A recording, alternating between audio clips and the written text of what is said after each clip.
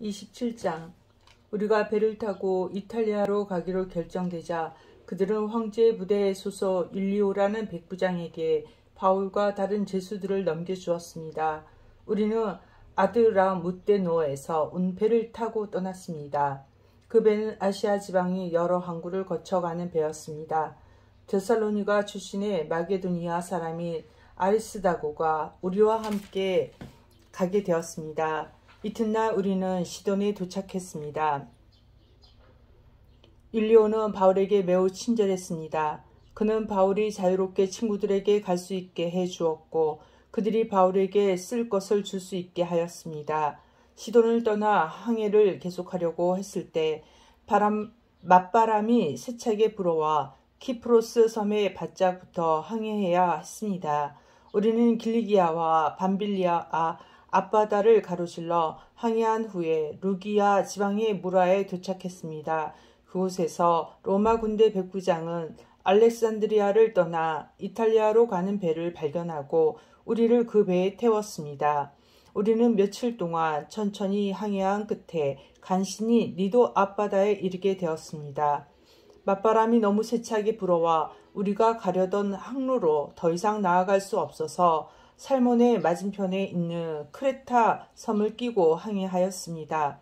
우리는 해안가를 따라 어렵게 항해하여 라세아라는 도시에 가까운 아름다운 항구라 하는 곳에 도착하였습니다. 시간을 많이 빼앗긴 데다가 이미 금식 기간도 지나 더 이상 항해하는 것이 위험했으므로 바울이 그들에게 충고했습니다. 여러분, 계속해서 항해를 하다가는 큰 어려움을 겪게 될 것이라고 생각합니다. 배와 짐만 손실되는 것이 아니라 우리 목숨까지도 잃게 될 것입니다. 그러나 백부장은 바울의 말을 듣기보다는 선장과 선주의 말을 더 믿었습니다. 그 항구는 겨울을 보내기에는 적당하지 못한 항구였기 때문에 사람들은 대부분 그곳을 떠나 베닉스에 가서 겨울을 보내고 싶어 했습니다. 베닉스는 크레타 섬에 있는 항구 도시인데 남서쪽과 북서쪽을 향해 위치한 곳이었습니다. 마침 남쪽에서 선풍이 불기 시작하자 사람들은 자기들의 계획대로 되리라고 생각했습니다. 그래서 그들은 닻을 올리고 크레타 섬 해안을 따라 항해하기 시작했습니다. 그런데 갑자기 유라굴라라고 부르는 폭풍이 섬 쪽에서 불어왔습니다. 배는 폭풍에 휘말려 바람을 거슬러 조금도 앞으로 나아가지를 못했습니다. 그래서 우리는 앞으로 가려는 노력은 포기하고 바람이 부는 대로 배를 내맡기고漂流하기 시작했습니다. 그러다가 가우다라는 작은 섬의 남쪽 방향으로 떠밀려 갈 때에 우리는 간신히 거룻배를 끌어올릴 수 있었습니다. 선원들은 거룻배를 끌어올린 다음에 밧줄로 동여맸습니다. 그들은 배가 스르디스의 모래톱에 걸릴까 염려하여 돛을 내리고 배를 바람 부는 대로 떠밀려 가게 했습니다. 우리가 폭풍에 너무도 시달리자 이튿날에는 선원들이 짐을 바다에 내던졌습니다. 3일째 된 날에는 배의 장비마저 내어 던졌습니다. 우리는 며칠째 해도 보지 못했고 별도 보지 못했습니다. 바람은 계속해서 거세게 불어왔습니다. 결국 우리는 살아남을 수 있다는 희망을 모두 포기하고 말았습니다. 사람들이 오랫동안 아무것도 먹지 못하고 있는 가운데 바울이 일어나 그들에게 말했습니다.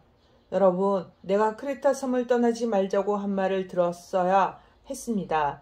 그랬다면 이런 손해를 입지 않았을 것이고 물건을 잃어버리지도 않았을 것입니다. 하지만 여러분, 이제 제가 권합니다. 용기를 내십시오. 이 배만 잃을 뿐 여러분 중에는 한 사람도 목숨을 잃지 않을 것입니다.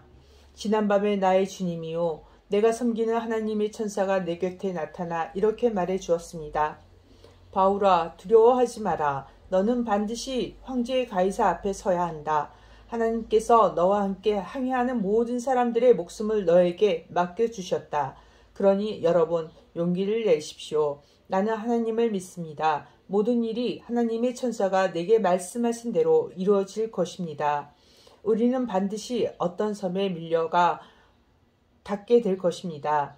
14일 되던 밤에 우리는 아드리아 바다에서漂流하였습니다. 한밤중에 선원들은 우리가 어떤 섬에 가까워지고 있음을 느꼈습니다. 그래서 물 깊이를 재어보니 약 40m였고 조금 더 가서 다시 재어보니 이번에는 약 30m였습니다. 우리는 혹시 암초에 걸리지 않을까 염려가 되어 단 4개를 물에 던져 놓고 날이 밝기를 기다렸습니다.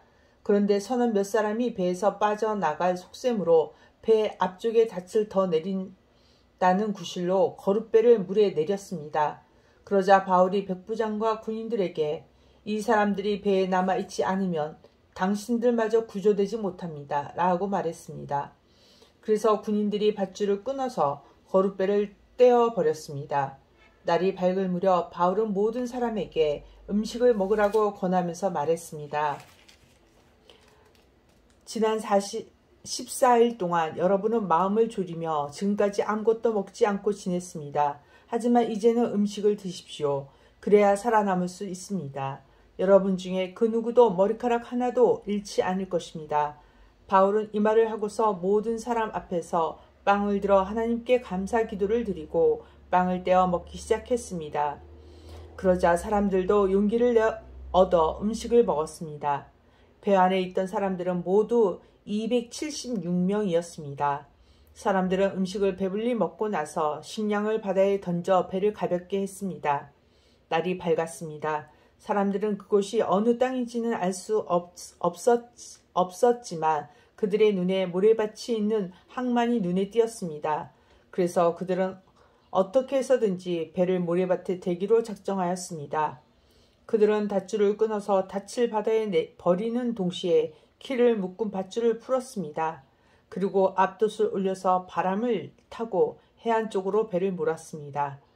그러나 배는 두 물살이 만나는 곳에 들어가 모래톱에 걸리고 말았습니다. 뱃머리는 꼼짝도 하지 않고 배 뒤쪽은 거센 파도에 부딪혀 깨어졌습니다. 군인들은 죄수들이 헤엄쳐 도망칠까봐 그들을 죽이려고 계획을 짰습니다. 그러나 백부장 율리오는 바울을 살리고 싶어 했습니다.